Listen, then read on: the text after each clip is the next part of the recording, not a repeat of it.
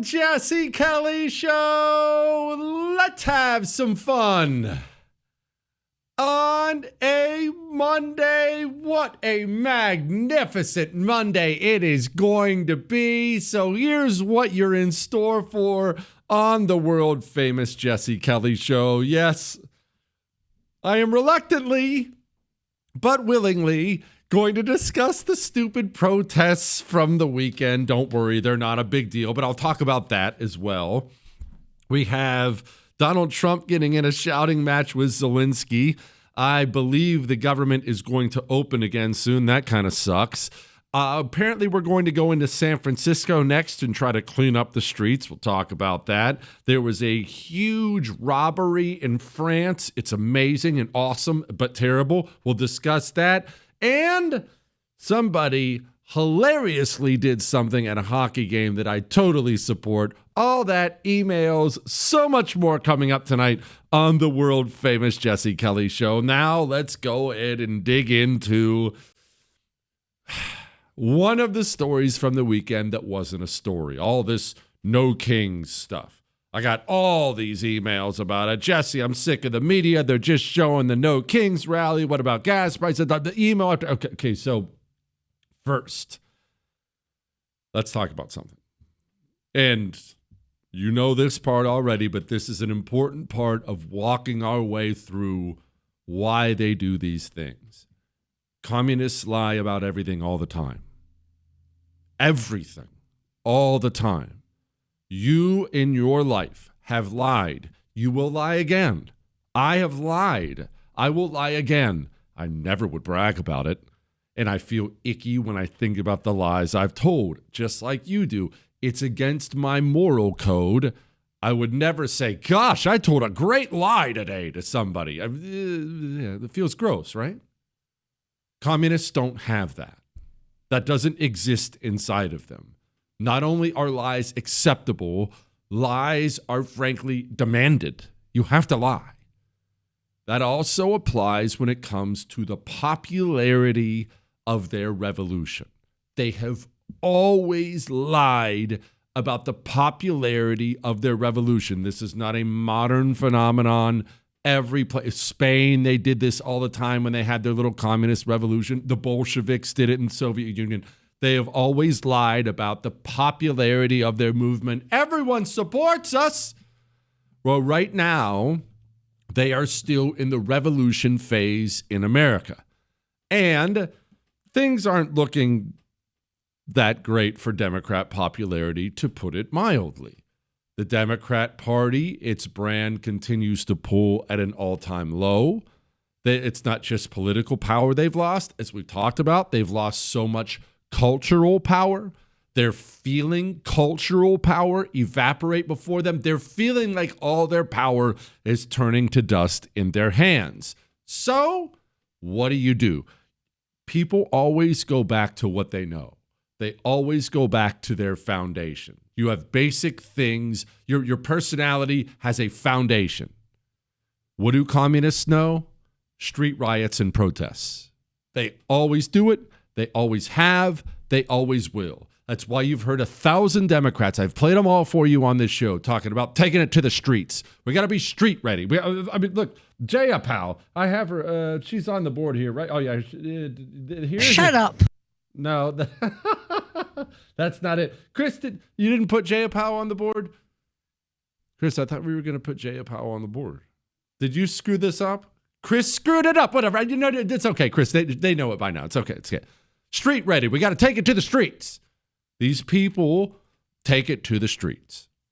So let's talk about what we've experienced here in America. We make jokes about, it's protest season. Looks like Democrats going to be protesting again.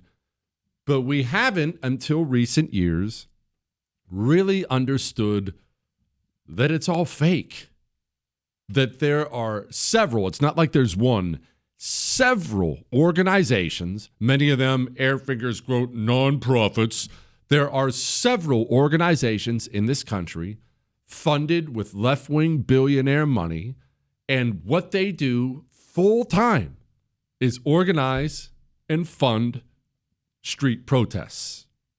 It's what they do. Let's get people in the streets. So how does this work? Here's how it works. Let's say I'm George Soros. I'm just using his name as a placeholder because it's one everyone knows. I'm George Soros. I am a dirty foreigner who should have had my citizenship stripped a long time ago, but that's another story. And I'm upset that Donald Trump is deporting illegals. I need America full of illegals in order to bring the country down like I've always wanted. Donald Trump's deporting them. So I want big protests, massive demonstrations. So I do what I've always done. I go get my checkbook. He's so old, he still writes checks. I go get my checkbook and I write a very large check. Hey, here's $100 million. And I send it to my foundation. One of his famous foundations is the Open Society Foundation. They always have these flowery, stupid names. I send it to my foundation. The foundation, look, it gets the check with instructions, right? It's not Christmas came early or Hanukkah, Chris. Christmas came early. No. They understand that money has to be used for what George wants it used for. Then the Open Society Foundation has all kinds of organizations, nonprofits, that are attached to it, that exist under it. They take $5 million and send it to this group in LA. They take $10 million and send it to this group in Chicago. They take $20 million and send it to this group in DC. They distribute the funds. Now, where do the funds go? From here, the funds go to paying the people who will organize the riot. So let's say there are 5 people. We'll make it about LA. You have an organization in LA, you really have 5 main people. They have a salary already. They're paid to do this. They get this influx of money, and it comes with instructions. Hey, on this day, what day did they do this? It's the 18th. Hey, on October 18th, it's in a month. We need a big protest, and we're going to call it No Kings. So go start printing signs. Go send your online army out there and start spreading the word around immediately that we're going to protest Trump this day. If you have to pay some people to show up, here is your budget. Here's $200,000, and I want you to distribute this to ensure that someone shows up, because they can't ever afford nobody showing up. So it is paid. Oh, by the way, here's your budget for some T-shirts. Here's your budget for some signs. Get some professional No King signs printed and go. But it's even worse than this, you see. It also ties in groups that you would like to think would be non-political, like teachers' unions. In fact, unions in general. No, it's not all unions and it's not all union workers, but unions are famously Democrat institutions in this country. If you know anything about the history of our elections and unions, the mafia in unions are oftentimes used as foot soldiers for the Democrat cause. So they get co-opted into this. Hey, you want to remain part of the SEIU? October 18th.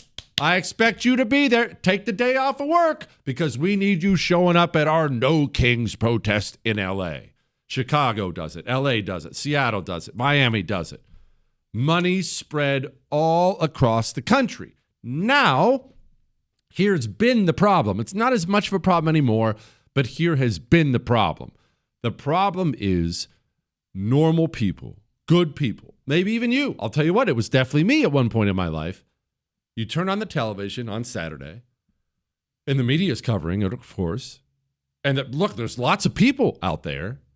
And even if you disagree with them, even if you hate them, you think to yourself, wow, there are a lot of people unhappy with Trump. Wow, you know what? We're going to lose in the midterms. You know what? Maybe we should moderate on some of these things we're doing. Should we back off of deporting illegals? Look at all these people angry with us now. This is going to cost us elections. That is part of why they do it.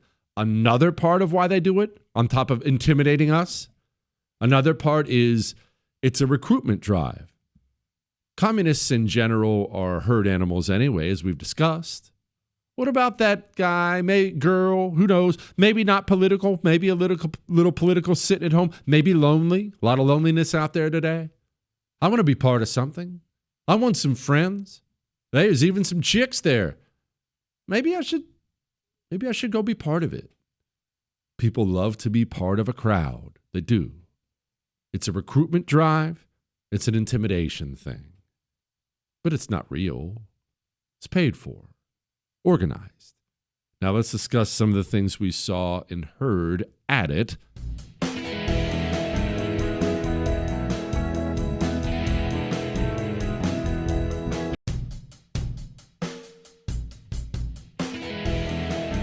It is the Jesse Kelly Show on a fantastic Monday, only 45 minutes away from Medal of Honor Monday. Of course, I don't remember if I mentioned that in the opening. Talking briefly here for just a couple minutes about the No Kings protests and things like that from the weekend. All right, so I already talked about these things are all paid and organized. Virtually all communist street activism you've seen in your life is paid and organized. Professional protesters. Now let's discuss some of the people who show up at these things. Who would show up? Because they're not all paid. Some people do show up. Well, there are lovely people like this woman here.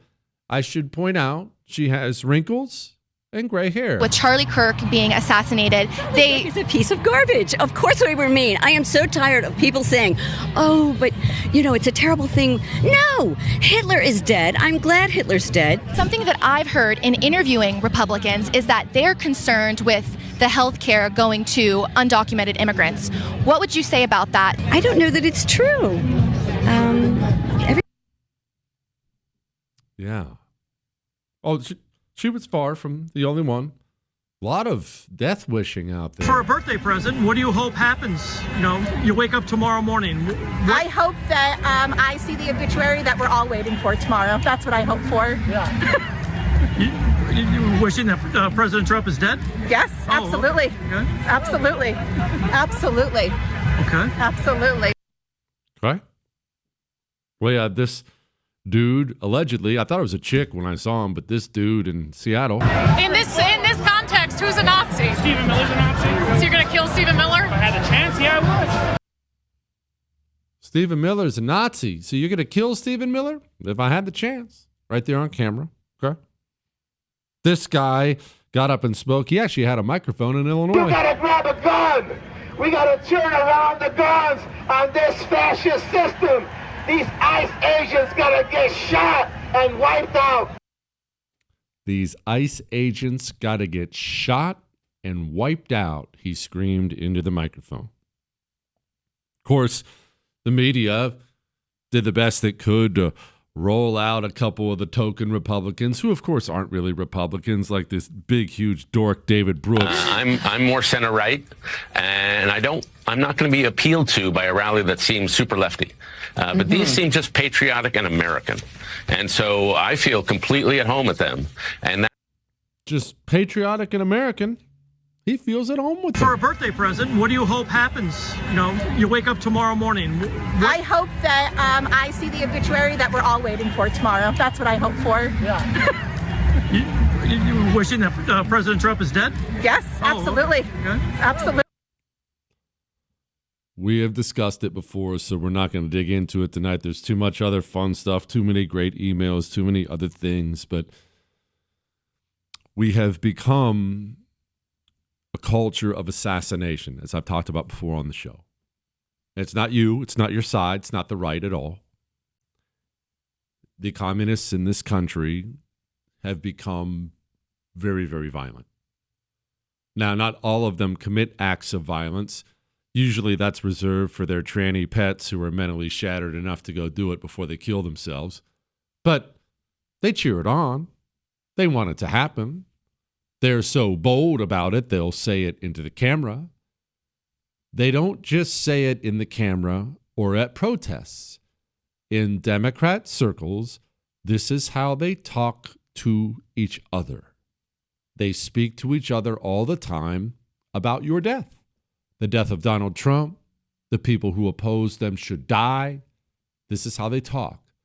And this is the result not only of a godless bunch of filthy communists who don't know Jesus, this is the result of programming.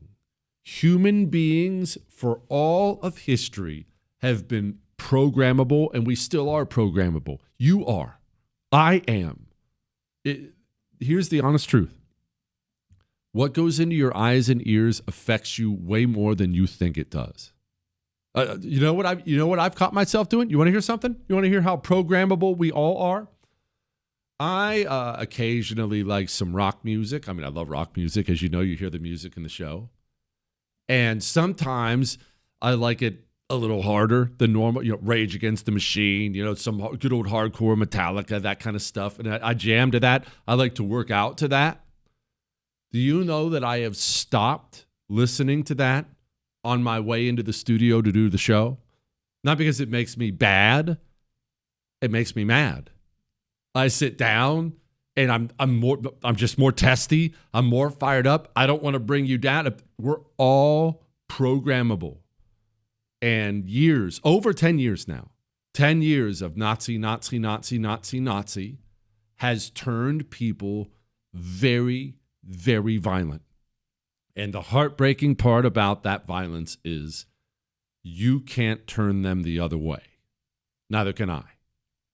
Only their guiding voices can deprogram these violent people. Only the people in the leftist media and leftist politicians, leftist Hollywood, they're the only ones with the power to deprogram these violent street animals. And up to now, they have shown no desire to do so. Just keep that in mind.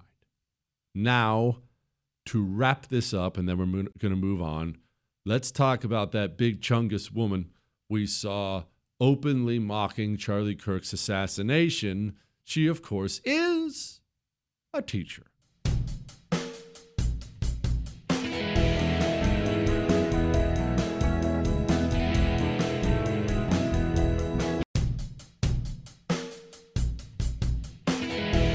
It is the Jesse Kelly Show on a wonderful, wonderful Monday. Remember, if you email the show, you can. If you email the show, if you want to email the show, you can. Jesse@jessekellyshow.com. If you happen to be watching, remember, you can watch the show on jessekellyshow.com. Maybe you're asking yourself, why is Jesse wearing not only a Band-Aid on his finger, but a Toy Story Band-Aid on his finger? So before we get to Big Chungus, allow me to explain. There are things about getting old, actually most of getting older, I don't mind it. In fact, I kind of enjoy it. I enjoy being 44 more than I enjoyed being 24, to be honest. I like joking about it, but it's fun. Granted, my hair is leaving and turning gray. Things hurt more, but here's something I've noticed, and I'm not sure why. I'm sure when I say this, somebody's going to email in and tell me why. You will hurt yourself sometimes, and you're not sure how or why or when it happened. Av and me, we went out to, we had a Halloween party on Saturday night for our friends and neighbors. Her parents came into town. Believe me, it was not exactly it wasn't New Orleans, right? It was the most old person Halloween party in the world. But there was karaoke, and it was fun. We had a good time. Some chicken. Chris, you got to try these chicken strips. Anyway, beside the point. We got back from the Halloween party. It's 10, I think, at night. And Ab says, geez, look at your finger. And I had blood not only all over my Halloween costume, it was dripping off the end of my finger. Chris, you should see it. I completely tore like a chunk of flesh off the end of my finger. No idea how. I'm guessing I banged it when we were folding up the chairs and tables and things like that. But Chris said, I think I would have felt it. Well, Chris, not when you're as tough as me. No, what? Anyway, so it keeps bleeding all over everything. I needed some Band-Aids. I go to the cupboard to get some Band-Aids. we have this big box of normal Band-Aids, and then I saw this little box of Toy Story from the movie Toy Story Band-Aids in there. And I'm thinking to myself, I hate that I'm about to sound like Chris. I don't want to be wasteful. They're obviously, no one's going to use them. The boys are not going to use them. I don't care. I'm now using Toy Story Band-Aids until my finger stops bleeding. Thank you, Chris. I knew I could count on your support. I'm not sure that support is going to come as much from everyone else, but thank you for once. I appreciate that. I didn't want to be wasteful, so that's why I'm wearing a Toy Story Band-Aid. Now let's discuss Big Chungus. If you haven't seen Big Chungus, she is quite famous by now. At one of the No Kings protests in Illinois, there was this woman, I think, and as a car was driving by, she made a gun symbol with her hand and stuck it in her neck and kept saying, bang, bang, just a mean, nasty, demonic hippopotamus making fun of Charlie Kirk's assassination. And it was revolting. Honestly, it was terrible, especially when you think about that young widow and those kids. It was just, okay, it was really, really bad. But I want to discuss more about her profession, because I wasn't surprised when I found out what she did. Whenever I see a woman conducting herself like that at a communist protest, I automatically play this little game in my head. And from now on, if you like, you can play this little game with me. My little game is always this. Teacher, nurse, or social worker? Teacher, nurse, or social worker? And do you know why that's the little game I play in my head every time? Because every single friggin' time, it's a teacher, it's a nurse, it's a social worker. Every single time. Not just women, by the way. This dude, guess what? Works for a college. You gotta grab a gun. We gotta turn around the guns on this fascist system. These ICE agents gotta get shot and wiped out. Okay. But after everyone found out that Chungus was a teacher, they started to ask, wait, what? Why are there so many of these people in the teaching profession? Well,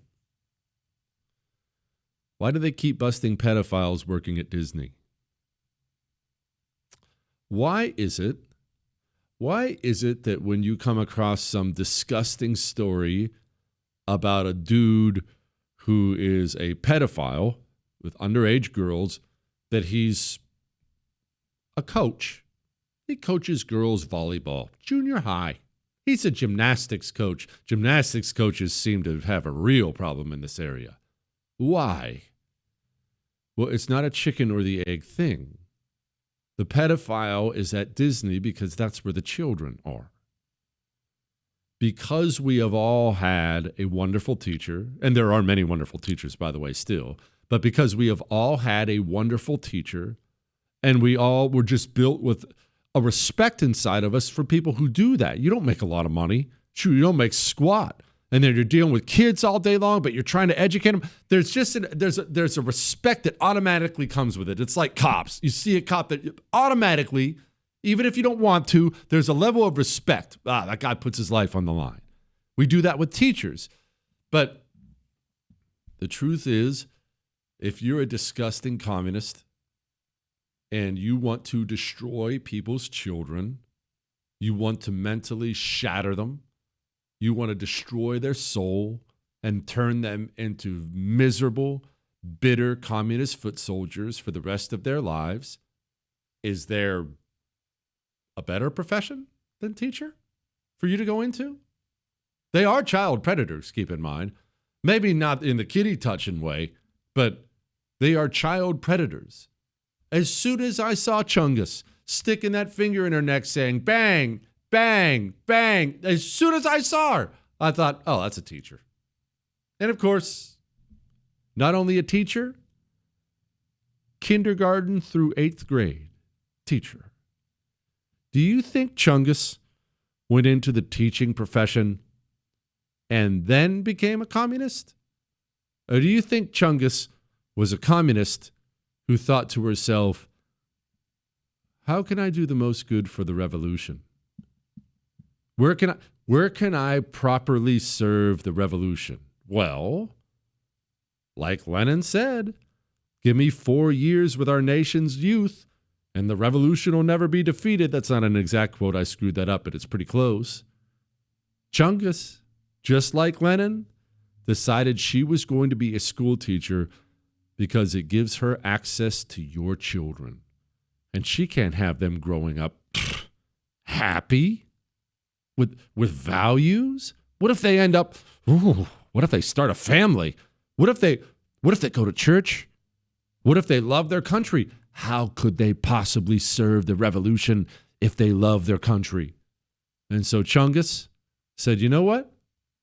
As soon as I finish these cookies, I'm going to teaching school. And she did. And after she got done in teaching school, she went on to be a teacher breaking young minds.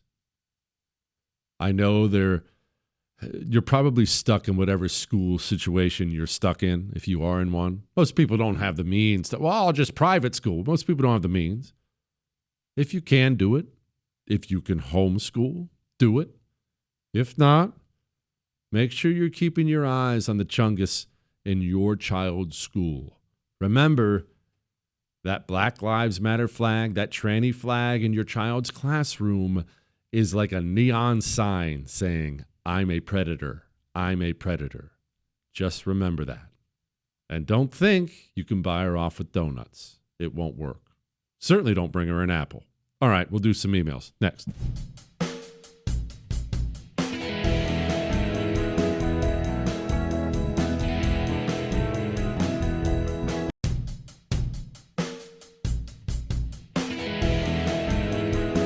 It is the Jesse Kelly Show on a wonderful Monday, only 10 minutes away from Medal of Honor Monday. Remember, if you miss any part of the show, you can download it, iHeart, Spotify, iTunes. Let's do some emails. There's so many good ones today. Hey, Oracle, I heard you talking about AI taking away jobs.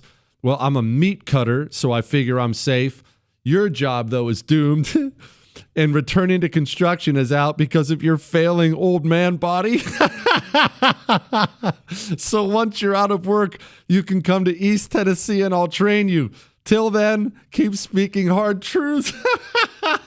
Maybe we are screwed, Chris. Have you ever thought about that? What if AI can do the show? Chris has other prospects. Well, I don't have any lawyers in my family, buddy. I don't. All right. I don't, for one. Two, I know something about meat cutting. You want to know? You want to know one of the reasons? All right, I'm gonna share it with you right now. One of the reasons I don't hunt anymore. Not that I never hunt. I just been hog hunting. I don't have anything moral against it. I'm fine with hunting, but I grew up. We moved to Montana when I was 10, and my dad was just the ultimate outdoorsman. That was his thing. My dad got dropped into Alaska by helicopter one time by himself for a week, and the helicopter came back and got him. He was just out there hunting. Dude, that was my dad, right? My old man was one of a kind. So my old man was an outdoorsman. He was a hunter. And he would drag me out of bed in the morning, and we'd go hump through the snow trying to find elk or deer, or we'd drive over to eastern Montana and kill antelope, or we'd go pheasant hunting or whatnot. And I enjoy those memories, by the way. Enjoyed those memories, and it was fun. It's a good time. You learn a lot. But one of the reasons I hated it so much, well, I take that back. Not that I hated it so much. You want to know one of the reasons I don't do it anymore? When you would kill a deer or an elk or something, it's only just begun. You have to hump it out of the mountains. So you've got to, out there, usually in the snow, you're pulling, not only have you got to gut it, field dress it, that's no big deal, right? I mean, dudes, that was kind of cool, right? You feel like Grizzly Adams. But you've got to bust out a saw, and you've got to start chopping it up. And then you got to hump it out of the mountains. And let's say you're, quote, lucky enough to where you don't have to hump it out of the mountains, meaning maybe you have access to a four-wheeler or a good mule or something. You have some way to get it out whole without having to quarter it up. Good deal. Sounds good, right? Nope. What that means is you have to take it back to somebody's garage. You have to hang it. Then you've got to go out and skin it. And once you're done skinning it seemed, does this make me sound lazy? It seemed like a lot of work. It was a lot of work once the fun is over. I don't mind having the fun. The hunting was better than the shooting, right? The stalking, you're trying to get it. Then finally you get it, it's good, and now you're going to have a freezer full of meat. But to get from hunting it to the freezer is a lot of work. What, Chris? Chris said the meat doesn't taste that good. Have you had elk, buddy? Okay, deer. Now, what I'm about to say is going to result in probably more hate mail than we've ever had to the show. Remember, you can send your love, hate, and death threats to Jesse@jessekellyshow.com. Deer meat sucks. I do not like venison. Elk is really good, bud. Really good, really lean, not too gamey at all. Depends kind of on what they're eating. All animals, it depends on what they're eating. But elk is really, really good. I was not big on moose. Bison, buffalo, delicious, freaking delicious, and really, really good for you. I never killed a buffalo, but at least up in Montana, you could buy it. You could buy it at a butcher shop, or the grocery store would have it, or even restaurants would have. Hey, you could have a bison steak. Bison is delicious. Elk is good, and they're huge. People who have never lived in the Rockies, they do not realize how big elk are. They think they're just deer with a darker head. No, elk are enormous, absolutely enormous. They would give out cow tags. That's a female elk. The males are called bulls. The cows, the females are called cows. They would give out cow tags, and I mean, you would think to yourself, why do you want to go kill a cow elk? What's the big deal? Your freezer. One cow elk will pack your freezer for a year. That's a lot of money savings. Now, the worst though was deer, because I hated it, but we didn't want to waste the meat, and so when it was deer night, it just sucked. Anyway. Let's get back to the emails, Chris. Dear Fred Whisperer, I'm currently driving through Oxford, Alabama, on the way to Talladega for NASCAR. Okay, that would be fun. Just past the billboard on the side of the highway that said, drive a tank for $99. For $200, you and Chris could probably do some tank jousting. He said his name is Parker. Buddy, I don't fit in tanks. I'm never going to fit in a tank. Every tanker I ever knew was friggin' short. What, Chris? Just stick your head out of the hatch? What's wrong with you, Chris? That's how you get it shot off, okay? I'm not sticking my head out of any hatches. I'm not getting in any tanks. Being in a tank sounds way cooler than it actually is. It is all metal and uncomfortable stuff, and it's terrifying. Terrifying. I would never want to be in a tank. Here's something for you. Maybe you have a tanker in your family. Maybe one currently or in the past, World War II, something like that. Those guys burn to death a lot. A lot. There are a lot of weapons that can take out a tank now. Almost from the inception of a tank, which was World War I when they started experimenting with them. Almost from the inception of the tank, we have figured out how to blow up a tank, blow holes in a tank. People burn in tanks. I lost one of my buddies. He drowned in a tank. It went in the river in Iraq, upside down. So he died in one. I do not like tanks. I am not a tank fan at all. I'm never getting in a tank. No, thank you.